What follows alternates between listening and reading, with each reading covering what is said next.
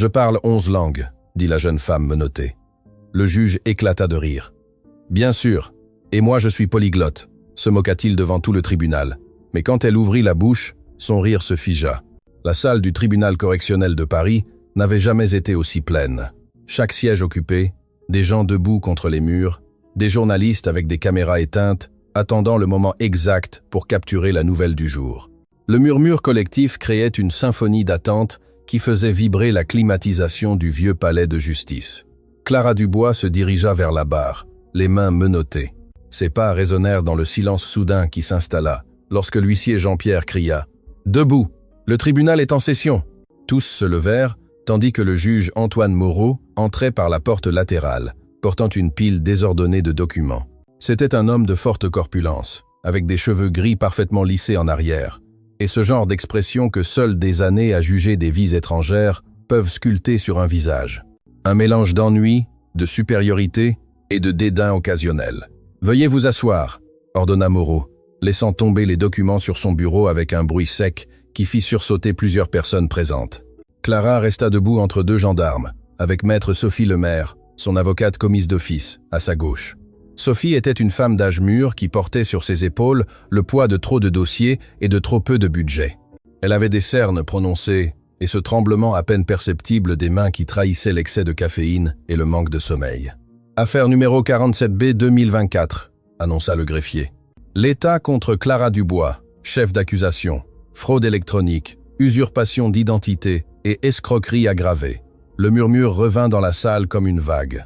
Clara sentit des centaines d'yeux se fixer dans son dos, la jugeant avant qu'aucune preuve ne soit présentée. Elle connaissait cette sensation. Elle l'avait ressentie toute sa vie. Le procureur Marc Fournier se leva avec des mouvements théâtraux, ajustant sa cravate comme s'il était un acteur à la première d'une pièce. C'était un homme mince, aux traits acérés, qui parlait avec cet accent de la haute bourgeoisie qui établissait immédiatement des hiérarchies dans n'importe quelle pièce. « Votre honneur », commença Fournier d'une voix résonnante. « Nous avons devant nous une jeune femme qui a perpétré l'une des fraudes les plus élaborées que ce tribunal ait jamais vues. Pendant des mois, mademoiselle Dubois s'est fait passer pour une traductrice certifiée, offrant des services à des entreprises multinationales, des institutions éducatives et même des organismes gouvernementaux. Il fit une pause dramatique, marchant lentement devant le jury. Elle a facturé des milliers d'euros pour des traductions qu'elle aurait réalisées en 11 langues différentes. 11, votre honneur. Mais la réalité est que cette jeune femme a à peine terminé le lycée et n'a aucune certification, aucun diplôme, aucune accréditation qui valide sa prétendue capacité linguistique. Fournier se tourna vers Clara avec un sourire qui se voulait compatissant, mais qui distillait la condescendance. Nous comprenons que le besoin économique puisse pousser les gens à prendre de mauvaises décisions, mais la fraude est la fraude, quelles que soient les circonstances. Clara serra les poings dans ses menottes. Chaque mot du procureur était comme un marteau frappant sa dignité, non pas parce qu'ils étaient vrais, mais parce que personne ne semblait intéressé à entendre sa version. Le juge Moreau feuilletait les documents avec une expression ennuyée, comme si ce n'était qu'une autre affaire sur sa liste interminable de responsabilités judiciaires. Il bâilla sans prendre la peine de se couvrir la bouche. « La défense a-t-elle quelque chose à dire avant de procéder ?» demanda-t-il d'un ton monocorde, sans même lever les yeux des papiers. Sophie Lemaire s'éclaircit la gorge. Ses mains tremblaient alors qu'elle tenait son carnet de notes usé. « Votre honneur, ma cliente maintient son innocence. Les charges présentées sont basées sur des malentendus et un manque de communication avec ses employeurs. Mademoiselle Dubois est disposée à prouver qu'elle possède les capacités qu'elle prétend avoir. » Prouvèrent. Moreau leva finalement les yeux, ses sourcils se haussant avec un intérêt moqueur. « Et comment comptez-vous exactement prouver que vous parlez 11 langues? Allez-vous nous chanter une chanson dans chacune d'elles ?» Quelques rires nerveux éclatèrent dans le public. Le juge sourit, satisfait de son propre humour. « Votre honneur, avec tout le respect que je vous dois. » Tenta de continuer Sophie, mais Moreau l'interrompit d'un geste de la main. « Maître Lemaire, j'ai examiné ce dossier. Votre cliente a 23 ans. Elle a grandi dans une banlieue défavorisée et, selon les registres, elle travaillait au nettoyage de bureaux avant cette prétendue affaire de traduction. » Il regarda directement Clara. Il n'y a aucun registre d'études supérieures, aucune certification internationale, rien qui suggère que cette jeune femme pourrait parler ne serait-ce que 3 langues, et encore moins 11. C'est alors que Clara leva la tête. Ses yeux, qui étaient restés fixés sur le sol pendant toute l'audience, croisèrent directement ceux du juge. Il y avait du feu dans ce regard. Il y avait des années d'humiliation, d'être sous-estimé, d'être invisible. « Permettez-moi de parler, votre honneur », dit-elle d'une voix claire et ferme. Moreau la regarda surpris. La plupart des accusés restaient silencieux lors des audiences préliminaires, laissant leurs avocats parler pour eux. Mais il y avait quelque chose dans la façon dont cette jeune femme le regardait qui lui causa un mélange d'irritation et de curiosité. « Avez-vous quelque chose de pertinent à ajouter au dossier ?» demanda-t-il d'un ton sceptique. « Je parle 11 langues. » Clara prononça chaque mot avec une clarté cristalline, sans une once de doute dans sa voix. « Et je peux le prouver ici même, maintenant même, si votre honneur me le permet. » These sandaras, megraf, even, guhala. Le silence qui s'ensuivit fut si profond qu'on pouvait entendre le bourdonnement des néons du plafond. Toutes les personnes présentes se penchèrent en avant, comme si l'univers lui-même retenait sa respiration. Et puis le juge Antoine Moreau fit quelque chose à quoi personne ne s'attendait. Il renversa la tête en arrière et éclata de rire. Ce n'était pas un rire poli ou contenu, c'était un rire tonitruant, presque hystérique, qui fit vibrer sa corpulence sur le siège de la barre. « C'est incroyable !» s'exclama-t-il entre deux rires, essuyant des larmes de ses yeux avec un mouchoir. « L'accusée veut nous prouver qu'elle parle 11 langues ici, dans mon tribunal. » D'autres rires se joignirent à celui du juge. Le procureur Fournier souriait largement, secouant la tête avec incrédulité.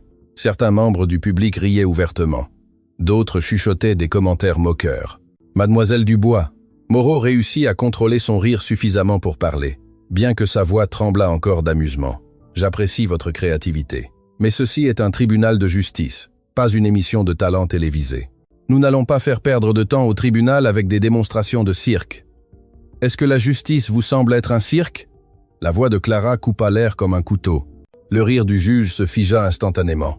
Ses yeux se plissèrent, et pendant un moment, un silence dangereux remplit la salle. « Excusez-moi !» Sa voix devint menaçante. Clara fit un pas en avant, ignorant l'avertissement que Sophie Lemaire lui donnait par une traction sur le bras. « Avec tout le respect que je vous dois à votre honneur, vous venez de vous moquer de moi sans m'avoir écouté. Vous m'avez jugé sans me permettre de présenter ma défense. Si ce n'est pas un cirque, je ne sais pas ce que c'est. » Le gendarme s'avança, prêt à intervenir si la situation dégénérait, mais le juge leva la main pour l'arrêter. Moreau se pencha en avant, appuyant ses coudes sur le bureau. « Vous avez du cran, mademoiselle Dubois. Je vous le reconnais, mais le cran ne vous sauvera pas des preuves à votre encontre. »« Les preuves mentent, » répondit Clara. « Ou plutôt, les personnes qui les ont interprétées ont menti, parce qu'elles n'ont jamais pris la peine de vérifier si je pouvais réellement faire ce que je disais. »« Et pourquoi ferions-nous cela ?» intervint Fournier depuis son siège. « Pourquoi l'État devrait-il dépenser des ressources pour vérifier les affirmations fantaisistes de quelqu'un qui essaie clairement d'éviter les conséquences de ses actes? Parce que c'est votre obligation. Thank you. And disarassen. And deserve an offer. And disarassen. » Clara se tourna vers le procureur, sa voix gagnant en force. « Votre obligation est de chercher la vérité, pas de présumer la culpabilité en vous basant sur des préjugés. À l'ordre. » Moreau frappa son marteau contre le bureau. « Mademoiselle Dubois, vous marchez sur un terrain dangereux. Je vous suggère de vous taire avant que je ne vous accuse d'outrage. » Clara respira profondément. Elle pouvait sentir son cœur battre si fort qu'elle pensa que tout le monde dans la salle pouvait l'entendre. Mais elle n'allait pas reculer. Non, cette fois elle avait reculé toute sa vie. « Votre honneur !» Sophie Lemaire se précipita pour intervenir. Sa voix tremblante mais déterminée. « Je demande formellement qu'il soit permis à ma cliente de démontrer ses capacités linguistiques. Si elle peut prouver qu'elle parle les langues qu'elle affirme, cela changerait fondamentalement la nature de cette affaire. » Moreau la regarda avec un mélange d'incrédulité et d'agacement. « Maître Lemaire, suggérez-vous vraiment que nous transformions ce tribunal en un examen de langue? Je suggère que nous donnions à ma cliente l'opportunité de se défendre correctement, » répondit Sophie, trouvant une réserve de courage qu'elle ne savait pas posséder. « N'est-ce pas ce que représente la justice ?» Le juge se laissa tomber en arrière sur sa chaise, qui craqua sous son poids. Il regarda Clara pendant un long moment, ses yeux l'évaluant comme s'il s'agissait d'un puzzle qu'il ne pouvait résoudre. Il y avait quelque chose chez cette jeune femme qui l'inquiétait. Ce n'était pas seulement son audace, c'était la certitude absolue dans ses yeux. « Très bien, » dit-il finalement, à la surprise générale dans la salle. « Je vais vous donner l'occasion de vous ridiculiser publiquement, mais quand vous échouerez, et vous échouerez, je vais ajouter des charges d'outrage et d'obstruction à la justice à votre liste déjà considérable de problèmes légaux. » Il se tourna vers son greffier. « Contactez le département des langues de la Sorbonne Université. J'ai besoin qu'ils envoient 11 professeurs, un spécialiste dans chacune des langues que mademoiselle Dubois prétend parler. Clara sentit une décharge électrique parcourir son corps. Enfin, elle aurait sa chance. Enfin, quelqu'un l'écouterait. Mademoiselle Dubois. Moreau la regarda avec ce sourire moqueur qu'il avait perfectionné pendant des décennies. J'espère que vous savez ce que vous faites, car lorsque ce sera fini, non seulement je vais vous déclarer coupable de fraude, mais le monde entier saura exactement quel genre de menteuse vous êtes. Je ne suis pas une menteuse, répondit Clara d'une voix calme mais ferme. Et quand ce sera fini, vous devrez vous excuser. La salle éclata en murmures scandalisés. Personne, absolument personne, ne parlait ainsi au juge Moreau. Silence. Le marteau frappa à nouveau. Moreau regardait Clara avec un mélange de fureur et de quelque chose qui aurait pu être du respect. Cette audience est reportée jusqu'à ce que les évaluateurs soient présents. Ce sera dans 3 jours. Et croyez-moi, mademoiselle Dubois, ces 3 jours seront les derniers de liberté que vous apprécierez avant longtemps. Tandis que les gendarmes l'escortent hors de la salle, Clara ne pouvait s'empêcher de se demander si elle avait commis la plus grande erreur de sa vie ou si elle avait enfin fait le premier pas vers la justification qu'elle désirait tant. Ce qu'elle ne savait pas, c'est que les jours suivants révéleraient des secrets qui changeraient non seulement son destin, mais celui de toutes les personnes présentes dans cette salle. Le bruit métallique des portes se fermant résonna comme un coup de tonnerre dans les oreilles de Clara. La maison d'arrêt de Fleury-Mérogis était un bâtiment de 3 étages qui sentait le désinfectant industriel mélangé au désespoir humain. Les murs blancs, écaillés dans les coins, semblaient absorber toute la lumière naturelle qui tentait d'entrer par les petites fenêtres grillagées. Clara marchait dans le couloir flanqué de 2 officiers. Ses menottes avaient été retirées, mais la sensation d'oppression demeurait, maintenant invisible, mais plus lourde que n'importe quel métal. D'autres détenus l'observaient depuis leur cellule, certains avec curiosité, d'autres avec ce regard vide que seul l'enfermement prolongé peut créer. « Cellule 47C », annonça l'officière Valérie Torres. Une jeune femme avec une expression professionnelle mais pas cruelle. Elle ouvrit la porte métallique avec un grincement qui résonna dans tout le couloir. « Vous avez une colocataire. J'espère que vous vous entendrez bien. » Clara entra, et la porte se referma derrière elle, avec un claquement définitif qui la fit frissonner. La cellule était petite, 2 lits superposés étroits, un petit lavabo, des toilettes sans intimité, et une fenêtre si haute qu'elle ne servait qu'à leur rappeler que le monde extérieur existait, mais qu'il était hors de portée. Dans la couchette inférieure, une femme d'âge mûr leva les yeux d'un livre usé. Camille Leclerc avait le visage marqué de lignes qui racontaient des histoires qu'elle ne partagerait probablement jamais. Ses cheveux gris étaient attachés en une tresse serrée, et ses yeux, bien que fatigués, conservaient encore une étincelle d'intelligence. « Alors, c'est toi la célèbre polyglotte », dit Camille avec un sourire qui n'atteignit pas ses yeux. « Tout le centre parle de toi. La fille qui a défié le juge Moreau et qui vit pour raconter son histoire. » Clara s'assit sur la couchette supérieure, sentant le matelas mince et dur sous son corps. Elle ne répondit pas immédiatement. Elle était épuisée, non seulement physiquement, mais émotionnellement. L'adrénaline de l'audience s'était évaporée, ne laissant qu'un vide lourd dans sa poitrine. « Je ne suis pas célèbre », dit-elle finalement. « Je suis juste quelqu'un qui en a eu marre d'être sous-estimé. » Camille lâcha un rire sec. « Ici, nous sommes toutes fatiguées de quelque chose. La différence est que la plupart ont déjà abandonné. Toi, tu as encore du feu.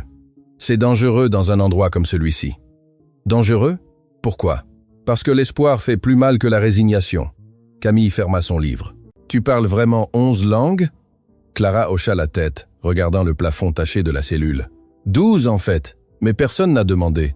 12. » Camille se redressa, véritablement intéressée. « Comment est-il possible qu'une fille de ton âge parle 12 langues ?»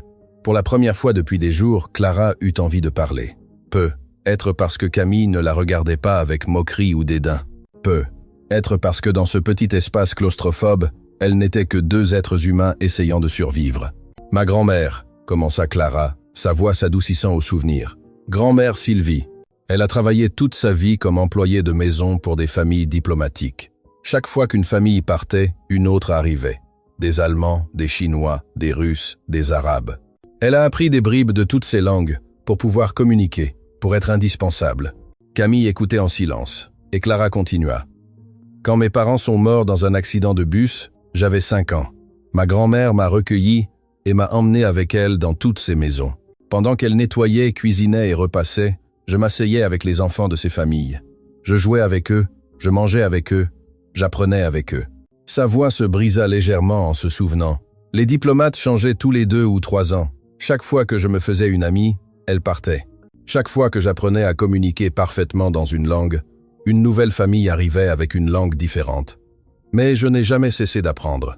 C'était ma façon de garder ces souvenirs, ces connexions, vivants. « Et ta grand-mère » demanda doucement Camille. « Elle est morte il y a 2 ans, crise cardiaque. 50 ans de travail du matin au soir ont fini par la tuer. » Clara ferma les yeux fortement. Et je me suis retrouvé seul, sans éducation formelle, sans certificat pour prouver ce que je savais, juste avec des langues dans ma tête, et aucun moyen de prouver qu'elles étaient réelles. « I ask.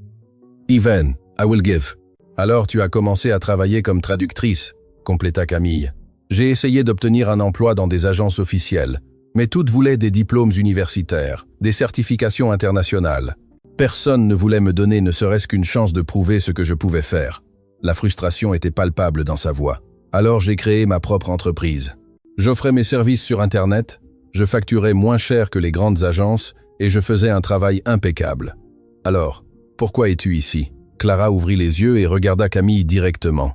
Parce que quelqu'un a décidé qu'il était impossible qu'une fille sans éducation universitaire puisse faire ce que je faisais. Ils ont signalé mes services comme fraude, sans même vérifier la qualité de mon travail.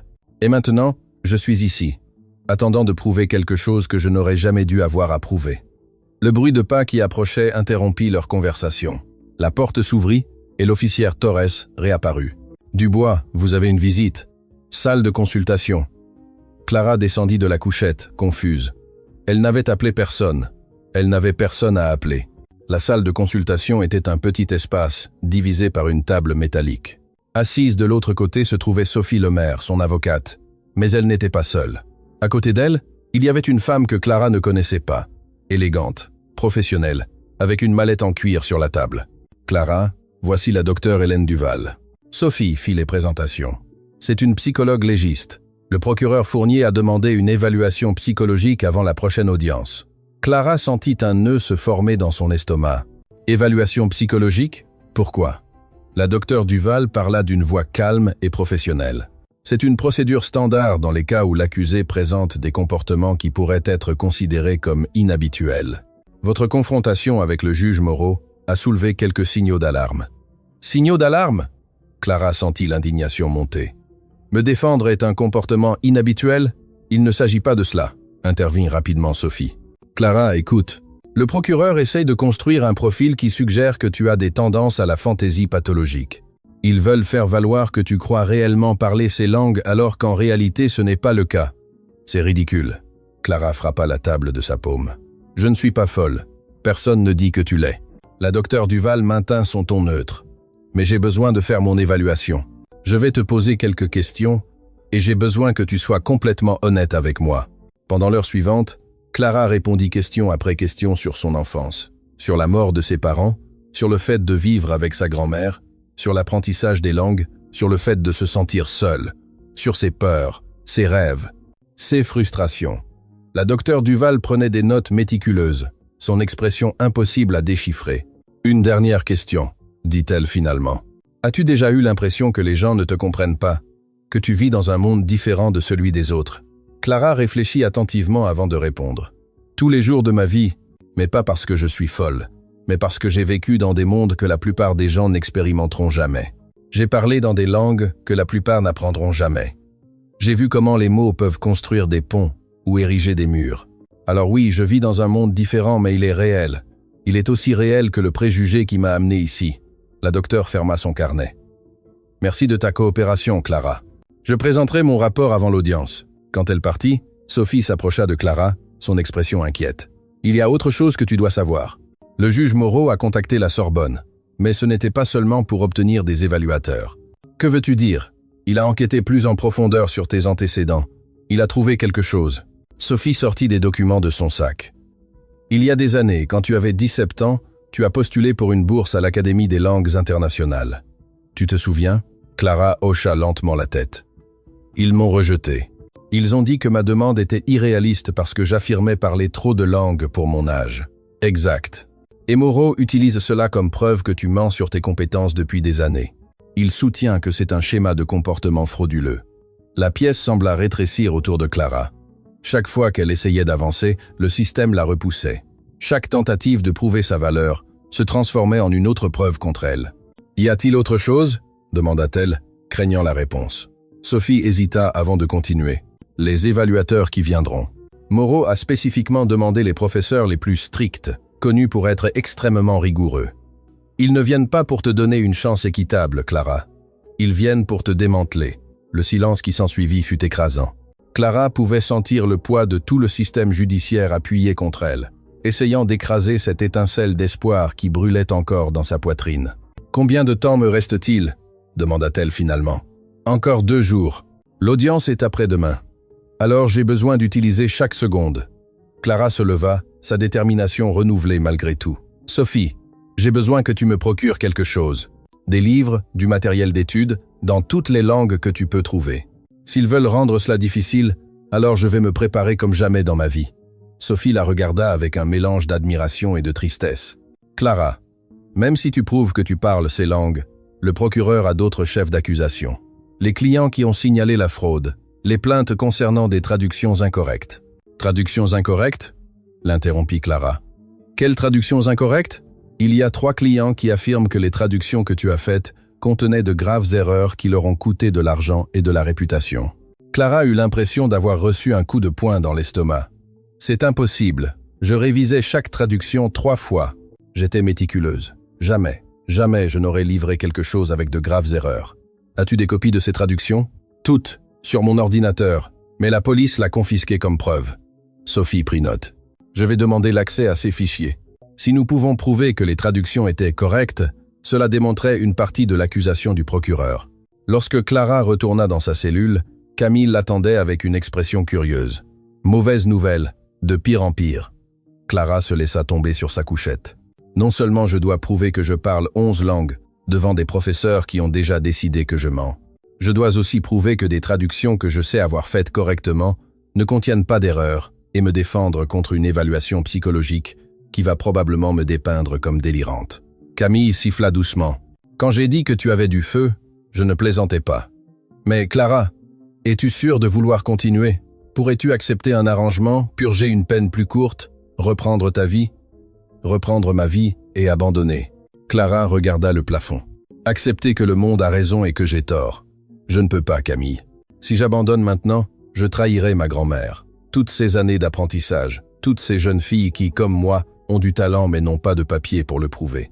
Alors repose-toi. » Camille éteignit la lumière de la cellule. « Parce que dans 2 jours, tu auras besoin de chaque gramme de force que tu as. » Dans l'obscurité, Clara ferma les yeux, mais ne put dormir. Son esprit passait en revue le vocabulaire, la grammaire, les idiomes dans chacune des langues qu'elle avait apprises. Mais plus que cela, elle pensait à toutes les fois où elle avait été sous-estimée, ignorée, rejetée. Le monde était sur le point de voir de quoi elle était capable. Elle espérait seulement que ce serait suffisant. L'aube arriva au centre de détention avec ce silence lourd qui n'existe que dans les endroits où la liberté est un lointain souvenir. Clara n'avait pas dormi. Ses yeux brûlaient de fatigue, mais son esprit continuait de traiter les conjugaisons verbales, les structures grammaticales, les expressions idiomatiques en mandarin, en arabe, en allemand, en français. Camille ronflait doucement dans la couchette inférieure, un son réconfortant au milieu de tant d'incertitudes. Clara avait passé la nuit à murmurer des mots à voix basse, chaque langue coulant comme des rivières convergeant dans l'océan de sa mémoire. Le bruit de pas qui approchait interrompit sa concentration. Il était trop tôt pour le petit déjeuner. La porte métallique s'ouvrit et l'officier Torres apparut avec une expression sérieuse. « Dubois, vous avez une visite. Salle de consultation. Maintenant. » Camille se réveilla en sursaut. « À cette heure ? Qui rend visite à quelqu'un avant l'aube ?» Clara descendit de sa couchette. Son cœur commençait à battre plus vite. Elle suivit Torres dans les couloirs vides, l'écho de ses pas résonnant comme des tambours de guerre. Lorsqu'elles arrivèrent à la salle de consultation, la surprise sur le visage de Clara fut évidente. Assis de l'autre côté de la table, il y avait un homme d'origine asiatique avec une expression angoissée et une mallette d'affaires sur ses genoux. Elle le reconnut immédiatement. « Ingénieur Martin », murmura Clara incrédule. Pierre Martin se leva brusquement, ses mains tremblant visiblement. C'était l'un des 3 clients qui avaient signalé ces traductions comme frauduleuses. Il travaillait pour une entreprise technologique qui avait besoin de documents traduits de l'anglais au mandarin pour une expansion en Chine. « Mademoiselle Dubois, je dois vous parler. » Sa voix était tachée, comme si chaque mot lui coûtait un effort physique. « Je n'ai pas beaucoup de temps. Mon avocat ne sait pas que je suis ici. » Torres ferma la porte, mais resta à l'intérieur. Protocole standard pour les visites non officiellement autorisées. « Que faites-vous ici ?» Clara s'assit lentement, essayant de traiter cette situation surréaliste. Martin passa ses mains sur son visage, et Clara remarqua les cernes profonds, la tension dans ses épaules. « Je suis venu vous dire la vérité que j'aurais dû dire depuis le début. » Le silence qui s'ensuivit fut si dense que Clara pouvait entendre son propre pouls. Vos traductions étaient parfaites. Martin lâcha les mots comme s'il avait retenu son souffle pendant des mois. Chaque document que vous avez traduit pour mon entreprise était impeccable. Mieux que n'importe quelle agence professionnelle que nous avions utilisée auparavant. Les partenaires à Pékin ont été impressionnés par la précision technique et la sensibilité culturelle. Clara sentit le sol bouger sous ses pieds. Alors, pourquoi ? Parce que mon patron, le directeur général, a découvert que j'avais engagé vos services sans vérifier vos accréditations universitaires. Martin baissa les yeux, la honte évidente sur chaque ligne de son visage. Il m'a menacé de me licencier si je ne trouvais pas un moyen de justifier pourquoi j'avais dépensé des fonds de l'entreprise pour une traductrice non certifiée. Et il a décidé de détruire ma vie pour sauver son travail. Clara sentit un mélange de fureur et de justification monter dans sa poitrine. Ce n'était pas si simple. Martin leva les yeux, ses yeux brillants de larmes non versées. Maître Julien Roche, l'avocat corporatif de notre entreprise, a suggéré que nous signalions les traductions comme défectueuses. Il a dit que c'était la seule façon de récupérer l'argent et de protéger l'entreprise de toute responsabilité légale. Il a suggéré de mentir. La voix de Clara monta d'un ton. Il a suggéré de protéger les intérêts corporatifs, corrigea amèrement Martin. Dans le monde des affaires, mademoiselle Dubois, la vérité est secondaire à la survie financière. Mais je n'ai pas pu dormir depuis que j'ai signé cette fausse déclaration. J'ai une fille de votre âge. Chaque fois que je la regarde, je vois votre visage aux informations, humilié publiquement pour quelque chose que vous n'avez pas fait. This D. Stovenia Forv in the Messav. Clara respira profondément, essayant de contrôler les émotions qui menaçaient de la submerger. Pourquoi me dites-vous cela maintenant? Pourquoi pas avant le procès? Parce que je suis un lâche, admit Martin d'une voix brisée. Parce que j'avais besoin de mon travail, de mon salaire, de ma réputation. Mais voir ce qu'ils vous ont fait, voir le juge Moreau se moquer de vous à la télévision, c'était trop. Ma femme m'a dit hier soir qu'elle ne pouvait pas continuer à vivre avec un homme sans honneur, et elle avait raison. Il sortit une enveloppe épaisse de sa mallette. Voici tout. Des copies des traductions originales avec les approbations de nos partenaires à Pékin. Des courriels où il loue spécifiquement votre travail, et ma déclaration sous serment, admettant que j'ai menti sous pression corporative. Clara prit l'enveloppe de main tremblante. Elle était lourde, pleine de pages qui pourraient changer complètement son dossier. « Ingénieur Martin, comprenez-vous ce que cela signifie pour vous ?» demanda-t-elle doucement. « Admettre le parjure pourrait vous conduire en prison. »« Je le sais. » Martin sourit tristement. « Mais je préfère être en prison avec mon honneur intact que libre comme un menteur. Ma fille mérite un père dont elle peut être fière. » Torres s'approcha de la table. « Monsieur, je dois vous escorter dehors. Cette visite est déjà irrégulière. » Martin se leva, mais avant de partir, il regarda Clara droit dans les yeux. « Mademoiselle Dubois, vous êtes extraordinaire. Ne laissez personne vous convaincre du contraire.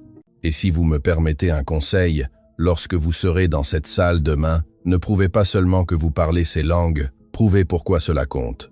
Prouvez que le vrai talent n'a pas besoin de certificat pour être valable. » Quand il partit, Clara resta seule dans la salle, serrant l'enveloppe comme si c'était une bouée de sauvetage. Les larmes qu'elle avait retenues pendant des jours commencèrent finalement à couler. Ce n'étaient pas des larmes de tristesse, mais de soulagement mélangé à de la rage pour tout ce qu'elle avait dû supporter à cause de mensonges corporatifs. La porte s'ouvrit à nouveau, et Sophie Lemaire entra en courant, les cheveux ébouriffés et une expression de panique contrôlée. « Clara, qu'est-ce que c'était? Thor m'a appelé en disant que Pierre Martin était là. Que voulait-il » Clara lui tendit l'enveloppe. « Notre salut. » Tandis que Sophie examinait frénétiquement les documents, ses yeux s'écarquillaient de plus en plus à chaque page. C'est incroyable. Avec ça, nous pouvons complètement démonter les accusations de fraude. Nous pouvons prouver que les traductions étaient correctes et que les accusations ont été fabriquées. Peace and does in my deal. Mais sera-ce suffisant? Demanda Clara. Je dois toujours prouver que je parle les langues. Et le procureur dira probablement que Martin ment maintenant pour m'aider. Tu as raison. Sophie s'assit, son esprit travaillant à toute vitesse. Nous avons besoin de plus. Nous devons trouver les 2 autres clients qui t'ont accusé. Et comment faisons-nous cela d'ici? Sophie sortit son téléphone portable. Laisse-moi faire. J'ai des contacts. Si Martine a eu un accès de conscience, peut être les autres aussi. Pendant les heures suivantes, tandis que Clara était escortée vers sa cellule, Sophie travaillait frénétiquement, passant des appels, envoyant des courriels, mobilisant chaque contact qu'elle avait dans son arsenal juridique. De retour dans la cellule, Camille observait Clara avec curiosité. « Quelque chose a changé », dit-elle simplement. « Tu as une expression différente. L'un de mes accusateurs est venu avouer qu'il avait menti. » Clara s'assit, traitant toujours tout cela. Il s'avère que mes traductions étaient parfaites. Ils m'ont accusé à tort pour protéger des intérêts corporatifs. Camille siffla bas. Le système se protégeant lui-même. C'est l'histoire de toujours. Mais cette fois, quelqu'un a eu le courage de dire la vérité. Clara regarda par la petite fenêtre haute. Il a tout risqué pour nettoyer mon nom. Et cela te donne de l'espoir? Ça me donne plus que de l'espoir. Ça me donne la preuve que je ne suis pas folle, que je n'ai pas tort, que c'est le monde qui a tort à mon sujet. Un bruit métallique résonna dans le couloir. C'était l'heure de la bibliothèque mobile, un chariot qui passait 2 fois par semaine avec des livres pour les détenus. Une jeune femme poussait le chariot, s'arrêtant à chaque cellule. Lorsqu'elle arriva à la cellule 47C, Clara la reconnut. C'était Sarah Morel, une fille d'à peine 19 ans qu'elle avait vue à la cantine. Elle avait des yeux intelligents et cette tristesse particulière de ceux qui ont vu trop de choses étant trop jeunes. « Des livres dont vous auriez besoin ?» demanda Sarah d'une voix douce. « Avez-vous quelque chose en langues étrangères ?» demanda Clara pleine d'espoir. Les yeux de Sarah s'illuminèrent. « C'est vous, la fille, qui va prouver qu'elle parle 11 langues ?»« 12, en fait. J'ai quelque chose pour vous. » Sarah regarda nerveusement des 2 côtés du couloir avant de sortir un paquet enveloppé dans du papier. « Votre avocate m'a demandé de vous apporter ceci. Je ne devrais pas, mais bon, je crois aux secondes chances. » Clara déballa le paquet et trouva 6 livres dans différentes langues. Mandarin, arabe, russe, allemand, français et portugais. Ce n'étaient pas des livres ordinaires, mais des textes techniques légaux complexes. « Votre avocate a dit de vous entraîner avec ceci, » chuchota Sarah. « Les professeurs vont essayer de vous faire trébucher demain avec du vocabulaire technique spécialisé. Comment le savez-vous? Parce que l'un d'eux, le professeur Laurent Girard, est venu faire une consultation légale ici il y a quelques jours. Je l'ai entendu parler avec le directeur de la façon de démasquer une imposture qui prétendait à des compétences linguistiques impossibles. » Le sang de Clara se glaça. « A-t-il dit autre chose? » Il a dit qu'il avait préparé des textes techniques spécialisés dans chaque langue, du vocabulaire médical, juridique, scientifique, des choses que seul quelqu'un avec des années d'études universitaires formelles pourrait connaître. Camille se redressa sur sa couchette. « C'est de la triche. Il prépare un examen conçu pour que tu échoues. Ce n'est pas de la triche s'ils n'ont jamais promis d'être justes. » Clara ouvrit le premier livre, ses yeux parcourant les pages en mandarin. « Mais je peux apprendre. J'ai toujours pu apprendre. » « Tu as moins de 24 heures, souligna Sarah. « Comment vas-tu mémoriser du vocabulaire technique dans 6 langues en une journée ?» Clara la regarda avec cette détermination féroce qui l'avait maintenue en vie toute sa vie. « De la même manière que j'ai fait tout le reste, sans abandonner. » Lorsque Sarah partit, Camille observa Clara ouvrir livre après livre, sa concentration absolue. « Sais-tu ce qui est le plus impressionnant chez toi ?» dit Camille après un long silence. « Ce n'est pas que tu parles des langues. C'est que tu n'acceptes jamais la défaite comme option. Ma grand-mère disait toujours, « Le monde te dira 1000 fois que tu ne peux pas. Tu as juste besoin de le prouver une seule fois pour montrer que tu le peux. » Clara passa le reste de la journée et toute la nuit submergée dans ses livres. Elle mangea à peine, bougea à peine. Camille lui apportait de l'eau, lui rappelait de respirer. Mais Clara était dans un autre monde, un monde de mots, de significations, de connexions linguistiques. Lorsque la première lumière de l'aube commença à filtrer par la fenêtre haute, Clara ferma le dernier livre. Ses yeux étaient rouges, son corps tremblait d'épuisement, mais il y avait quelque chose de différent dans son expression. « Prête ?» demanda Camille. « Prête », répondit Clara. « Tors arrivato. Dubois, c'est l'heure. Votre avocate vous attend. C'est le jour J. » Alors qu'elle marchait dans les couloirs vers la sortie, d'autres détenus commencèrent à frapper contre les portes de leurs cellules. Ce n'était pas un son menaçant, mais de soutien. Beaucoup d'entre elles avaient entendu son histoire. Beaucoup d'entre elles avaient été jugées pour ce que le système croyait qu'elles étaient, au lieu de ce qu'elles étaient réellement. « Montre-leur !» cria quelqu'un. « Ne les laisse pas t'écraser !» Une autre voix se joignit. Clara sentit une étrange énergie parcourir son corps. Elle n'était pas seule. Elle n'avait jamais été seule. Tous ces visages anonymes derrière les portes métalliques étaient des rappels qu'il y avait plus de personnes comme elle, attendant une chance de prouver leur vérité. Sophie l'attendait dans la zone de traitement avec quelque chose d'inattendu. « Une valise. Qu'est-ce que c'est ?» demanda Clara. « Ton avenir, si tout se passe bien. » Sophie ouvrit la valise, révélant un ensemble professionnel. « Tu n'entres pas dans cette salle comme une accusée, tu y entres comme la professionnelle que tu es. » Pendant que Clara se changeait, Sophie lui donna les dernières nouvelles. « J'ai trouvé le deuxième client. Il est prêt à témoigner que son accusation était également fausse. Le troisième ne répond toujours pas, mais 2 sur 3, c'est suffisant pour créer un doute raisonnable. Et l'évaluation psychologique ?» Sophie fit une grimace. La docteure Duval a présenté son rapport. Il est mitigé. Elle ne dit pas que tu es folle, mais elle ne te défend pas complètement non plus. Elle suggère que tu as une personnalité non conventionnelle, avec une grande confiance en tes capacités autodidactes. C'est juste une façon élégante de dire qu'ils ne me font pas confiance. Exact. C'est pourquoi tu dois être parfaite aujourd'hui. Non seulement bonne, parfaite. Le véhicule de transport les emmena au tribunal. Le bâtiment avait l'air différent à la lumière de l'aube. Plus imposant, plus intimidant, comme un colisée romain où les gladiateurs se battaient pour leur vie. Mais Clara n'était plus la même personne qui y était entrée quelques jours auparavant. Maintenant, elle avait des preuves, elle avait des alliés, et plus important encore, elle avait la vérité. La salle du tribunal était encore plus pleine que la première fois. Les caméras d'information remplissaient chaque coin autorisé.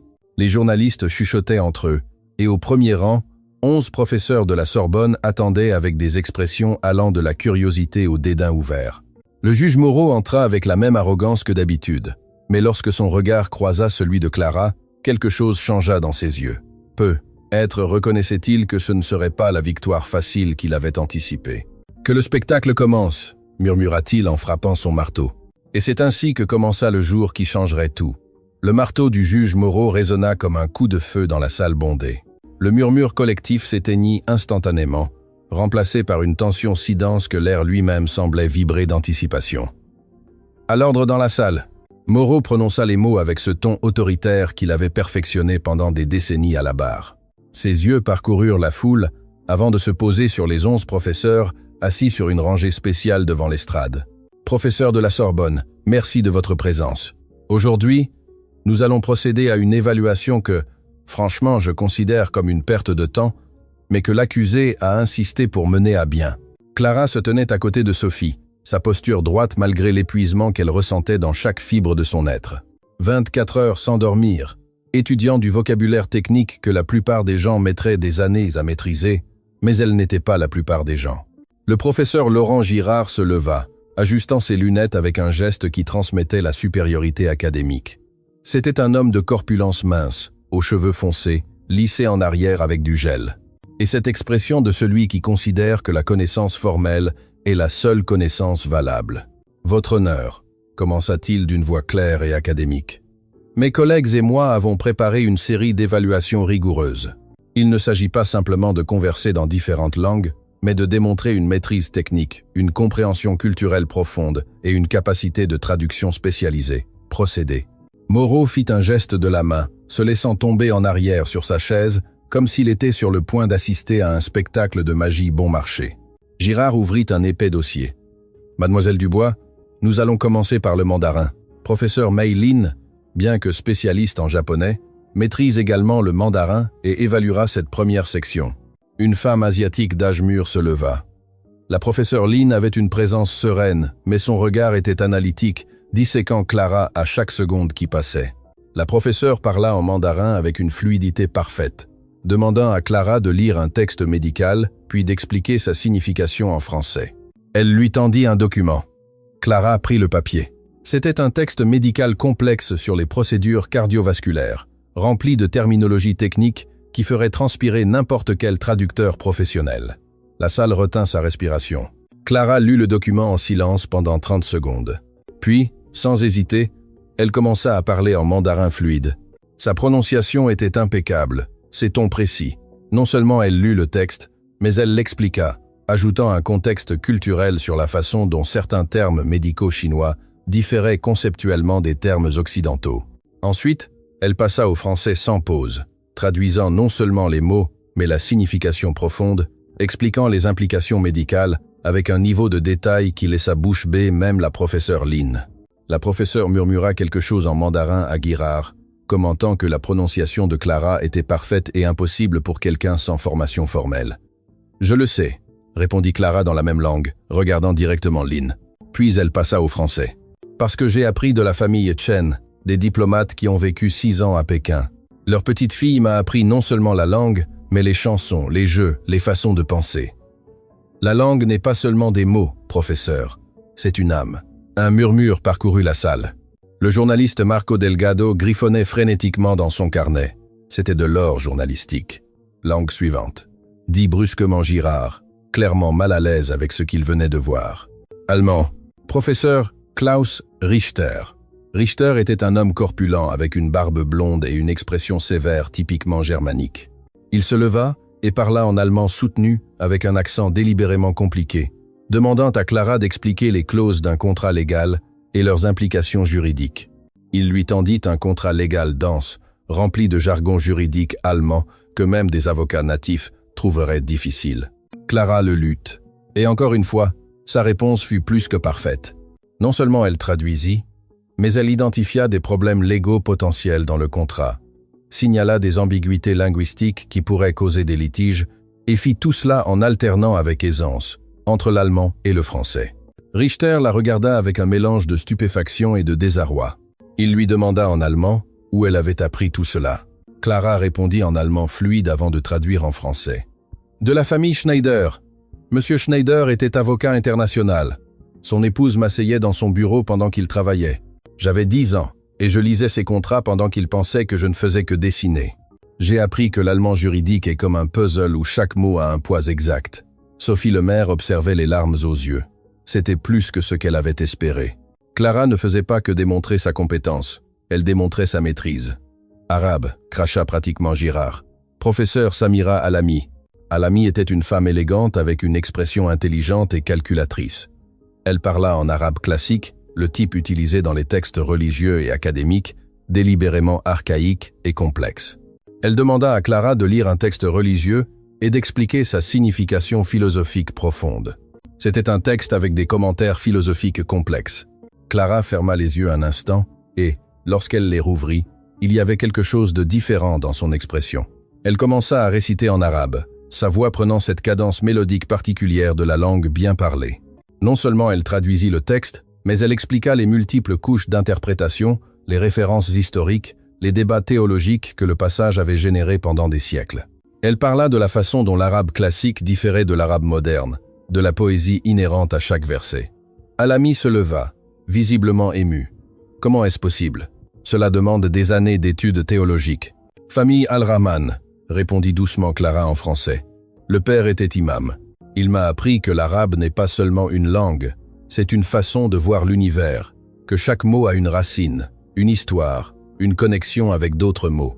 C'est une langue qui respire la poésie. » Le juge Moreau ne se laissait plus tomber en arrière sur sa chaise, il était penché en avant. Son expression avait changé de la moquerie à quelque chose qui aurait pu être du respect involontaire.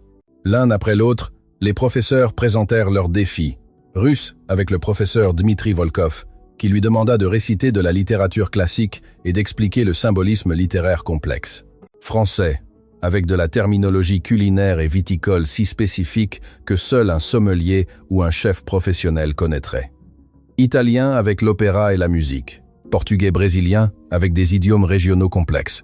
Japonais avec des systèmes d'écriture multiples. Coréen avec des niveaux de formalité complexes. Chaque fois, Clara non seulement réussissait, mais dépassait les attentes.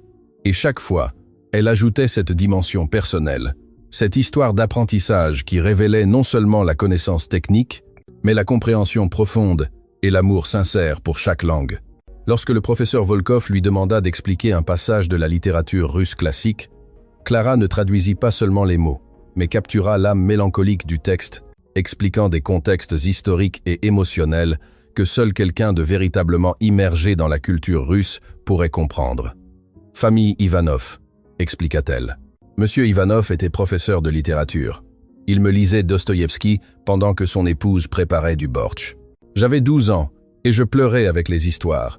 Il me disait que si tu ne peux pas sentir la souffrance russe dans les mots, tu ne lis pas vraiment les maîtres.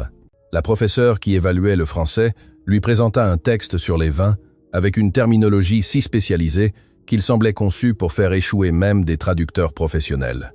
Clara non seulement identifia chaque variété de raisin, chaque région viticole mentionnée, mais elle expliqua les subtilités culturelles de pourquoi certains mots français pour décrire le vin n'avaient pas de traduction exacte en espagnol. Monsieur Dubois était sommelier, expliqua-t-elle avec un sourire nostalgique. Il me laissait sentir les vins pendant qu'il travaillait. Il disait que le français du vin est une poésie liquide. Chaque mot évoque la terre, le soleil, le temps. On ne le traduit pas, on le ressent. Mais ensuite vint le moment qui changerait tout. La dernière langue était l'hébreu. Girard, qui maîtrisait également l'hébreu en plus du français, se leva personnellement pour cette évaluation. Il avait gardé ce qu'il considérait comme son coup de maître pour la fin. « Mademoiselle Dubois », dit-il avec un sourire qui n'atteignait pas ses yeux. « Ce dernier texte est particulièrement difficile. C'est un ancien traité philosophique sur l'éthique et la justice, extrêmement complexe même pour des chercheurs assidus. » Il lui tendit le document. Clara commença à lire et soudain son expression changea. Ce n'était pas de la confusion ou de la difficulté, c'était de la reconnaissance. « Professeur Girard », dit-elle lentement, « ce texte, je connais ce texte, vous le connaissez. » Girard sourit avec suffisance. « Je doute fort que vous ayez eu accès à d'anciens manuscrits philosophiques hébreux. »« Non, le manuscrit. » Clara leva les yeux, ses yeux brillants de quelque chose de dangereux. « Je connais la traduction, parce que c'est moi qui l'ai faite. » Le silence qui tomba sur la salle fut absolu. Même le système de ventilation sembla cesser de faire du bruit. « Excusez-moi. » Girard cligna des yeux. Clara désigna le document. « Il y a 6 ans, quand j'avais 17 ans, je travaillais pour un service de traduction en ligne sous pseudonyme. Un client anonyme a demandé la traduction de ce traité philosophique de l'hébreu ancien au français moderne.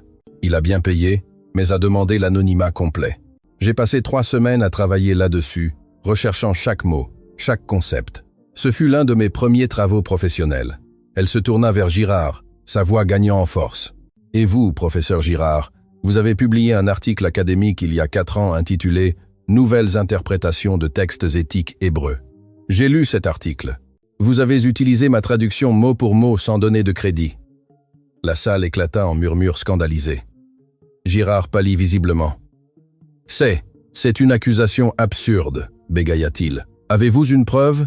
J'ai tous mes fichiers de travail, répondit calmement Clara, y compris les notes de traduction, les versions préliminaires, la correspondance avec le client.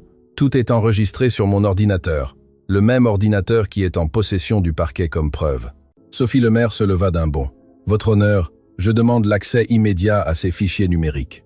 Si ce que ma cliente dit est vrai, cela ne prouve pas seulement sa compétence, mais cela expose le plagiat académique. » Le procureur Fournier ressemblait à un animal acculé. « Votre honneur, c'est une diversion. Ce n'est pas pertinent pour l'affaire. »« Ce n'est pas pertinent ?»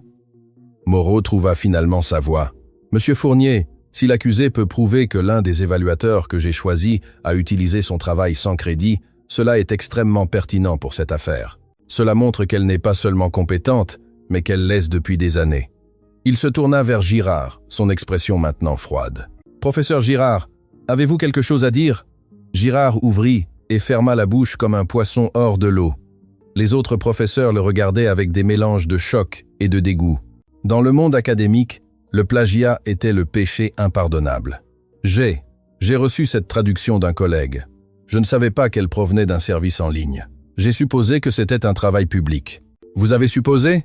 La professeure Alamy se leva, sa voix coupante. Professeur Girard, le protocole académique exige de vérifier la source de tout matériel. C'est la base. Le professeur Richter ajouta d'un ton sévère. Si cela est vrai, la Sorbonne devra enquêter formellement. Moreau frappa son marteau. À l'ordre, huissier Jean-Pierre. Apportez l'ordinateur de la preuve. Maintenant. Pendant qu'ils attendaient, Clara resta debout, son cœur battant fort, mais son expression calme. Elle avait attendu 6 ans pour ce moment.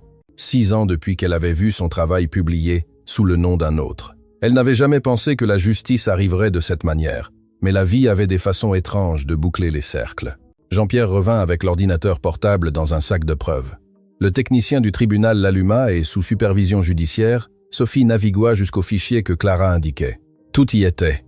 Les versions préliminaires de la traduction datées de 6 ans auparavant, les notes détaillées, expliquant chaque décision de traduction, les courriels avec le client et le plus accablant, la version finale, identique mot pour mot à celle que Girard avait publiée dans son article prétendument original. Moreau examina les fichiers personnellement, son expression devenant plus sombre à chaque document qu'il parcourait.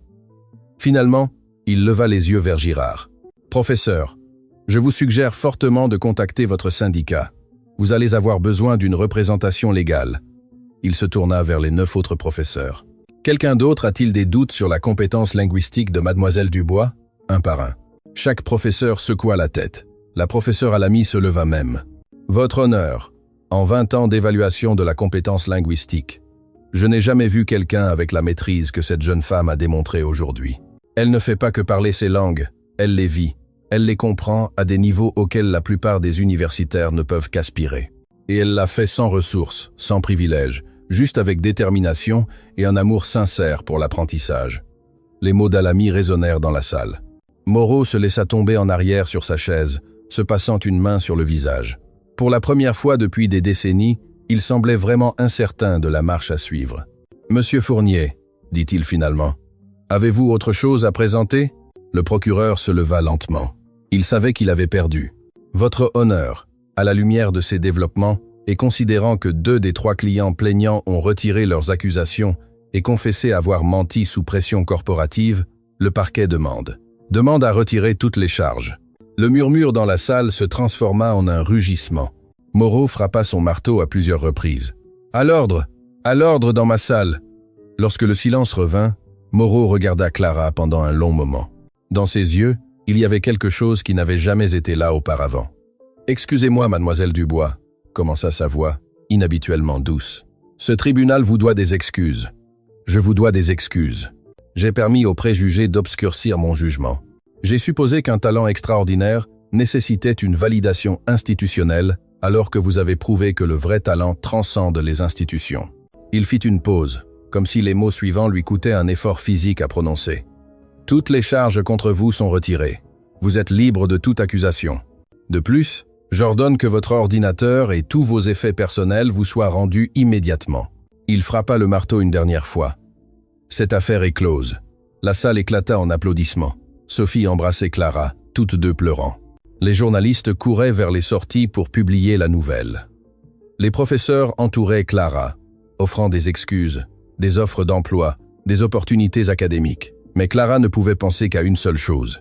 Enfin, après toute une vie passée à être sous-estimée, le monde avait entendu sa voix, et cette voix avait parlé en 12 langues.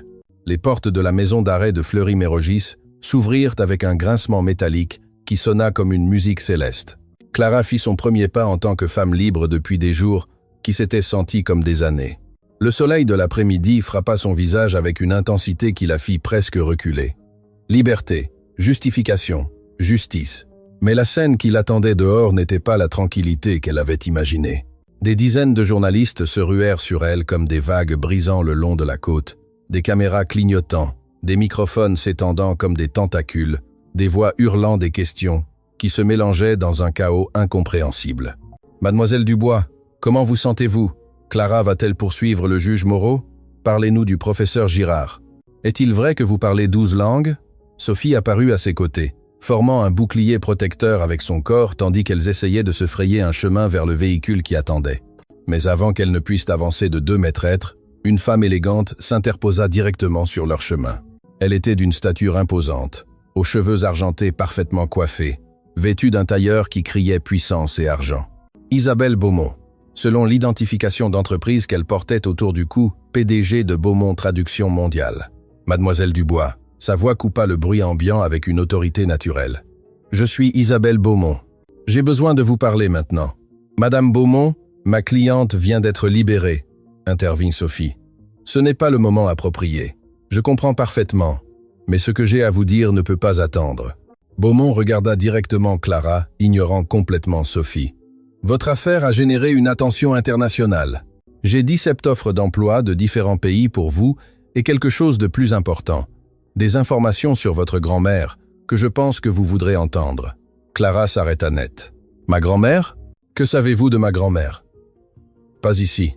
Beaumont désigna une limousine noire garée discrètement à un demi-pâté de maison. 5 minutes de votre temps. Si après cela vous voulez partir, je vous emmènerai personnellement où vous le souhaitez. Sophie serra le bras de Clara en signe d'avertissement, mais il y avait quelque chose dans les yeux de Beaumont qui n'était pas menaçant. C'était de l'urgence mêlée de respect. D'accord, accepta Clara. 5 minutes. À l'intérieur de la limousine, loin du chaos des journalistes, Beaumont lui tendit un dossier en cuir. Il y a 20 ans, j'étais directrice des ressources humaines dans l'une des agences de traduction les plus prestigieuses du pays. Votre grand-mère, Sylvie Dubois, a postulé pour un poste. Nous l'avons rejeté. Clara sentit une douleur lancinante dans sa poitrine. Pourquoi me racontez-vous cela? Parce que nous avons commis la même erreur que le système a commise avec vous. Sylvie parlait 6 langues couramment, mais elle n'avait pas de diplômes universitaires. Nous l'avons rejetée sans même l'évaluer correctement. Elle m'a écrit une lettre après cet entretien, une lettre que j'ai gardée pendant 2 décennies parce que j'avais trop honte de la relire. Beaumont sortit une enveloppe jaunie du dossier. L'écriture était celle de sa grand-mère. Clara la reconnaîtrait n'importe où. Lisez-la, insista Beaumont. D'une main tremblante, Clara ouvrit l'enveloppe et commença à lire. Les mots de sa grand-mère jaillissaient de la page comme une rivière de sagesse et de douleur. Chère Madame Beaumont, je ne vous blâme pas de m'avoir rejeté. Le monde fonctionne avec des papiers, pas avec des capacités. Mais je veux que vous sachiez que je consacrerai ma vie à faire en sorte que ma petite fille n'ait jamais à mendier les opportunités qu'elle mérite. Je lui apprendrai tout ce que je sais. Et un jour, quand elle réussira, j'espère que vous vous souviendrez que le talent n'a pas besoin de validation externe pour être réel. Clara termina de lire, des larmes coulant sur ses joues. Sa grand-mère avait toujours su. Elle avait toujours prévu de la préparer pour un monde qui les rejetterait toutes les deux. Quand j'ai vu votre affaire aux informations, continua Beaumont d'une voix douce, j'ai immédiatement su qui vous étiez, la petite fille de Sylvie, l'enfant dont elle m'a parlé dans cette lettre. Et j'ai réalisé que j'avais l'occasion de corriger une erreur que j'avais commise il y a 2 décennies. Que voulez-vous de moi? Demanda directement Clara. Je veux vous embaucher, non pas comme traductrice ordinaire, mais comme directrice du talent non conventionnel. Votre travail consistera à identifier et à recruter des personnes comme vous, des personnes aux compétences extraordinaires, mais sans les accréditations traditionnelles, des personnes que le système ignore. L'offre était tentante, presque trop belle pour être vraie. Mais quelque chose dans l'expression de Beaumont disait à Clara qu'il y avait plus. Quoi d'autre? Insista-t-elle. Beaumont sourit légèrement. Vous êtes perspicace. Bien, il y a autre chose. Votre grand-mère a travaillé pour de nombreuses familles diplomatiques, comme vous le savez. Mais il y a une famille en particulier. Les Spencer, pour qui elle a travaillé pendant les 5 dernières années de sa vie, étaient des diplomates britanniques. Ils ont quitté le pays brusquement, il y a 3 ans. Et ils vous ont laissé quelque chose que votre grand-mère leur a demandé de garder jusqu'à ce que vous soyez prête. Monsieur Spencer m'a contacté hier après avoir vu votre affaire aux informations. Il est en ville, il veut vous rencontrer. Avant que Clara ne puisse répondre, son téléphone, fraîchement rendu par la police, commença à sonner incessamment. Appels manqués, messages textes, notifications de réseaux sociaux qui explosaient. Un message en particulier capta son attention. Il provenait d'un numéro inconnu avec un préfixe international. Mademoiselle Dubois, je suis l'agent Éric Lenoir de l'Organisation internationale des réfugiés. Votre histoire a résonné auprès de millions de personnes. Nous avons une proposition qui pourrait changer des vies. Veuillez me contacter d'urgence. Sophie, qui avait été en train de consulter son propre téléphone, leva les yeux avec une expression de choc. Clara, tu dois voir ça. Elle lui montra son écran. La vidéo de l'audience était devenue virale. Plus de 15 millions de vues en moins de 6 heures.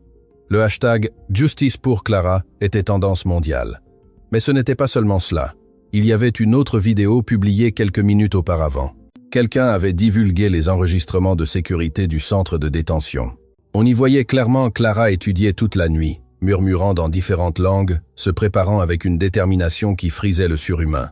« Le monde entier parle de toi », murmura Sophie. « Tu es un symbole maintenant. »« Je ne veux pas être un symbole », répondit Clara d'une voix fatiguée. « Je veux juste vivre ma vie. »« Trop tard pour ça », intervint pragmatiquement Beaumont. « Maintenant, vous avez une plateforme.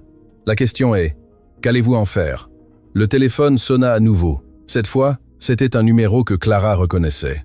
Camille, sa codétenue. Clara, il faut que tu viennes, c'est urgent. Camille, qu'est-ce qui se passe? C'est à propos du directeur du centre. Il s'avère qu'il a aussi des secrets et je crois qu'ils sont liés à ta grand-mère, mais je ne peux pas parler au téléphone, il faut que tu viennes. L'appel fut coupé brusquement. Clara regarda Sophie avec une alarme croissante. Quelque chose ne va pas. Camille avait l'air effrayée. Avant qu'elle ne puisse décider quoi faire, une autre silhouette apparut à la vitre de la limousine.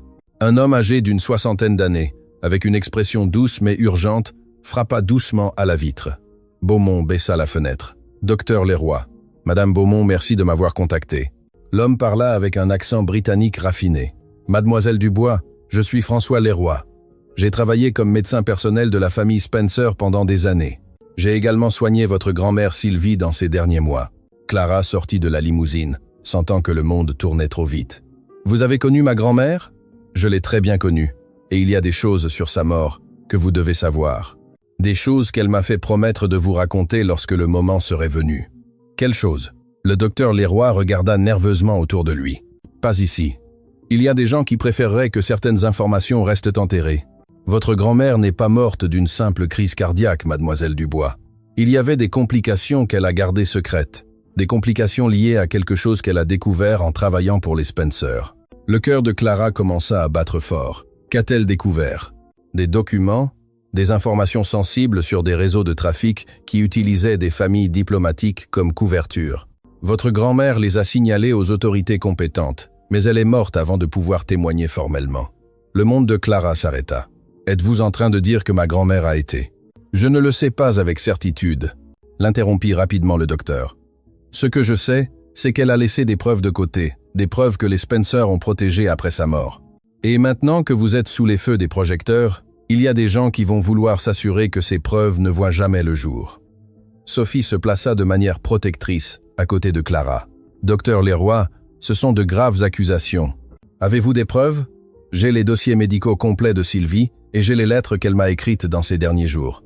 Des lettres où elle mentionne spécifiquement que si quelque chose lui arrivait, je devais contacter sa petite fille lorsqu'elle serait suffisamment forte pour gérer la vérité. » Il sortit une enveloppe épaisse de sa mallette. « Ceci n'est que le début, mademoiselle Dubois.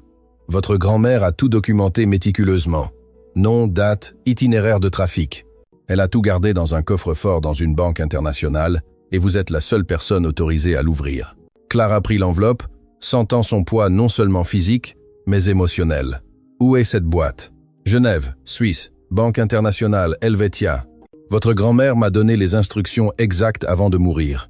Elle a dit, quand Clara prouvera au monde de quoi elle est capable, quand elle ne pourra plus être ignorée ou réduite au silence, alors elle sera prête à connaître toute la vérité. » Les mots résonnèrent dans le silence de la limousine. Toute sa vie. Clara avait pensé que sa grand-mère n'était qu'une employée de maison qui aimait les langues. Mais maintenant elle découvrait qu'elle avait été bien plus. Une femme qui avait vu des injustices et avait eu le courage de les affronter, même en connaissant le prix qu'elle pourrait payer. « Y a-t-il autre chose ?» ajouta le docteur Leroy, son expression devenant encore plus sérieuse. « Le troisième client qui vous a accusé, celui qui n'a jamais retiré ses charges, son nom est Richard Blackwood. Il travaille pour une corporation de sécurité privée avec des connexions profondes dans les cercles diplomatiques. Je ne crois pas que ce soit une coïncidence qu'il ait été le seul à maintenir les accusations jusqu'à la fin. Suggérez-vous que mon accusation a été orchestrée? » Clara sentit un frisson parcourir son dos. « Je suggère que lorsque votre affaire est devenue publique, certaines personnes ont vu une opportunité de vous discréditer avant que vous ne puissiez devenir une voix publique. Avant que vous ne puissiez découvrir ce que votre grand-mère savait. » Sophie attrapa son téléphone. « Nous avons besoin d'une protection policière maintenant. » Mais avant qu'elle ne puisse passer l'appel, une camionnette noire s'arrêta brusquement devant la limousine. Un homme d'âge mûr en sortit, expression sérieuse, identification fédérale pendue à son cou. « Je suis l'agent Éric Lenoir, mademoiselle Dubois. J'ai besoin que vous veniez avec moi. Votre vie pourrait être en danger. Comment saviez-vous où me trouver ?» demanda Clara, son instinct de survie s'activant. « Parce que nous avons surveillé les communications liées à votre affaire et nous venons d'intercepter une conversation très préoccupante. Il y a un contrat actif sur vous. Quelqu'un veut s'assurer que vous n'arriviez jamais à Genève. » Le monde que Clara venait de retrouver était sur le point de devenir beaucoup plus dangereux, et les réponses qu'elle cherchait étaient à des milliers de kilomètres, dans un coffre-fort qui contenait des secrets que quelqu'un était prêt à tuer pour protéger. La décision fut instantanée. Clara regarda l'agent Lenoir droit dans les yeux. « Je n'irai nulle part tant que je n'aurai pas parlé à Camille. Elle a besoin de moi. »« Mademoiselle Dubois, vous ne comprenez pas la gravité, » insista Lenoir. « Il y a des gens dangereux qui vous cherchent en ce moment. Et il y a une amie qui a tout risqué pour m'aider quand personne d'autre ne le ferait, » répondit Clara avec fermeté. « Je ne l'abandonnerai pas maintenant. » Sophie lui toucha le bras. « Clara, tu devrais être écouté l'agent. J'irai avec vous. » Le docteur Leroy intervint de manière inattendue. « S'il y a un lien entre le directeur du centre et ce que votre grand-mère a découvert, vous devez le savoir, et je peux aider à vous protéger. » Beaumont ferma son téléphone. « J'ai des contacts en sécurité privée. Je peux avoir une équipe là-bas, en 10 minutes. » Lenoir soupira, reconnaissant qu'il avait perdu cette bataille. « D'accord, mais je viens avec vous, et si je vois quelque chose de suspect, nous partons immédiatement. » 15 minutes plus tard, ils étaient de retour à la maison d'arrêt de Fleury-Mérogis. Le bâtiment que Clara avait quitté avec soulagement l'accueillait maintenant avec un sentiment de menace qu'elle n'avait jamais ressenti auparavant. Les néons clignotaient, projetant des ombres inquiétantes dans les couloirs blancs.